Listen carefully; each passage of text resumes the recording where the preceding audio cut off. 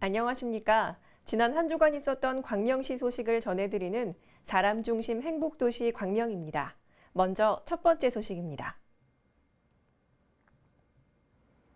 광명시는 10월 2일 광명시민회관 대공연장에서 제33회 광명시민의 날 기념식을 개최했는데요.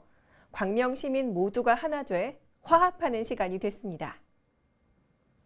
이번 기념식에는 광명시장, 광명시의회 의장, 국회의원, 시민 등 500여 명이 참석한 가운데 광명시립합창단의 식전 공연을 시작으로 시민헌장 낭독, 기념사 및 축사의 순으로 진행됐습니다.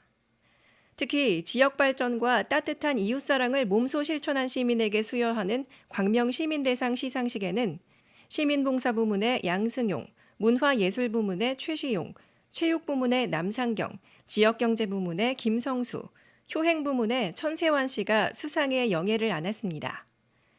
한편 이번 행사에는 광명시와 자매결연을 맺은 일본 야마토시의 카네코 마사미 문화스포츠부장이 축하사절단으로 방문해 자리를 빛냈습니다.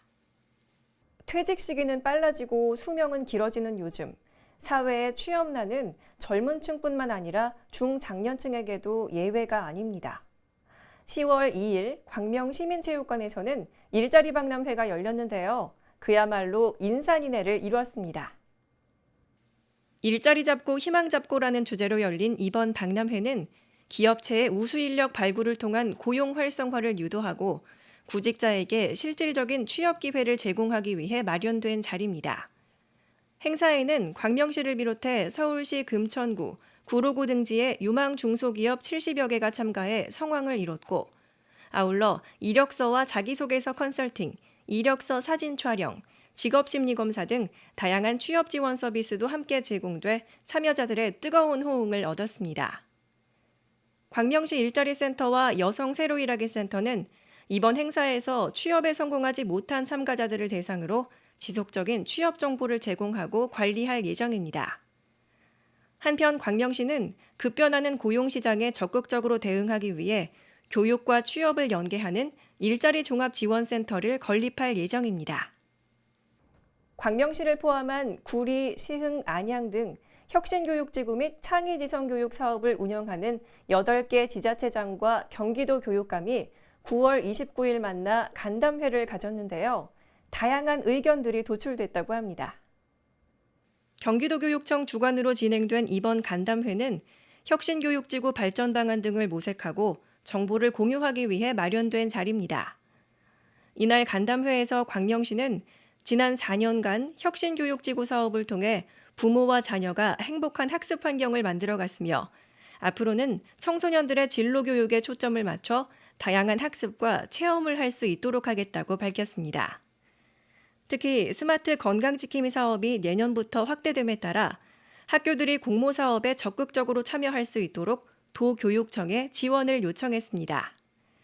이에 도교육청 관계자는 정책 반영 가능 여부를 검토한 후 학교 혁신 추진 계획에 적극 반영할 계획이라고 밝혔습니다. 시민안전이란 화두는 아무리 강조해도 과하지 않은 생명과 재산 보호에 아주 중요한 요소인데요.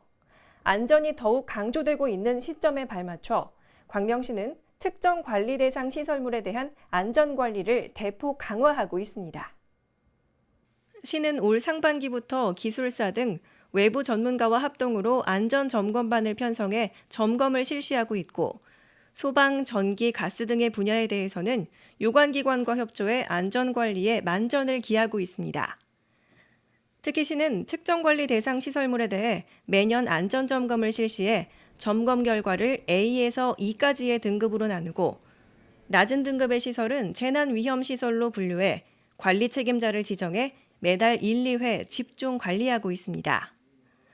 한편 옹벽이나 기타 붕괴 위험이 있는 시설물 등 위험 요소를 발견하는 시민께서는 즉시 시 재난상황실로 신고하시기 바랍니다. 사회복지의 날은 소외된 이웃을 위해 노력하고 있는 분들을 격려하고 또 나눔에 대한 의미를 되새기고자 지난 2000년 지정됐는데요. 광명시는 9월 30일 제15회 사회복지의 날 행사를 가졌습니다. 광명시민체육관에서 열린 이번 기념식에는 사회복지기관 및 시설 종사자, 사회복지 업무 담당자 등 500여 명이 참석했고 광명시민 오케스트라의 식전 공연을 시작으로 둘레길 걷기, 사회복지사 선서 등으로 이루어졌습니다. 항상 저희가 현장에서는 많은 분들을 모시거든요. 기쁘게 해드리려고 노력하고 또 좋은 시간 만들어드리려고 노력하는데 이렇게 저희를 위해서 좋은 시간, 좋은 장소, 또 좋은 프로그램 마련해 주셔서 저희가 너무 힘이 나고 즐겁습니다. 특히 이날 행사에서는 평소 지역 주민의 복지 향상을 위해 헌신하고 지역사회복지 발전에 기여한 공이 있는 사회복지시설 종사자 17명에게 표창장을 수여했습니다. 이번 행사는 시민의 복지 증진에 이바지하는 사회복지 관련 종사자들의 노고에 대한 격려는 물론 사기 진작에도 큰 도움이 될 것으로 기대됩니다. 디딤 청소년 문화의 집이 9월 30일 개관식을 가졌는데요. 소아동 청소년들이 문화를 즐기고 또 서로 소통하는 공간으로서 자리매김할 것으로 보입니다. 이번 개관식에는 광명시장을 비롯해 광명시 의회 의장, 국회의원, 시민 등 100여 명이 참석했고 현판 제막 및 테이프 커팅, 축하 공연 등으로 진행됐습니다.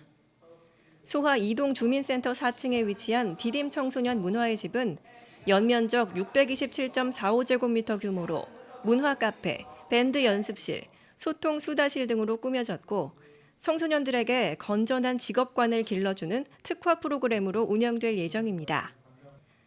디딤 청소년 문화의 집은 평일은 오전 9시부터 오후 9시까지, 주말에는 오전 9시부터 오후 8시까지 문을 열며 매주 월요일은 휴관할 예정입니다. 광명시 의회 제199회 제1차 정례회가 9월 30일 폐회됐는데요.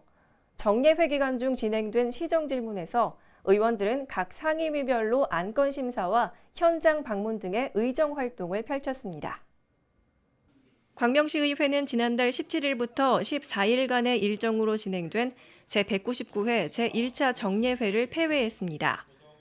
이번 회기에서는 광명시 청소년참여위원회 조례 일부 개정 조례안 등 총 27건이 상정됐고 이 가운데 21건이 원안 의결됐습니다. 특히 이번 정례회에서는 2013 회계연도 세입세출 결산 승인안을 처리했고 2014 행정사무감사 실시 시기 및 기간은 제2차 정례회 전에 결정할 예정입니다. 또 광명시 의회는 정례회 기간 동안 광명동굴 등 주요 사업 현장에 방문해 각종 현안을 살펴봤습니다. 따뜻한 차나 물을 많이 마시게 되면서 보온병이나 텀블러 많이 사용하시죠? 하지만 자주 사용하다 보면 물때가 끼거나 불쾌한 냄새가 나기도 하는데요. 보온병과 텀블러 확실하게 청소하는 방법을 알려드리겠습니다. 우선 따뜻한 물에 식초를 2-3방울 정도 떨어뜨리고 하루 정도만 넣어두면 불쾌한 냄새가 사라진다고 합니다. 그리고 텀블러를 세척할 때는 반드시 흐르는 물에 씻어줘야 보냉 기능을 유지할 수 있다고 하니까요. 간단하지만 잘 몰랐던 생활의 지혜 꼭 기억하세요. 지금까지 사람 중심 행복도시 광명이었습니다. 시청해주신 여러분 고맙습니다.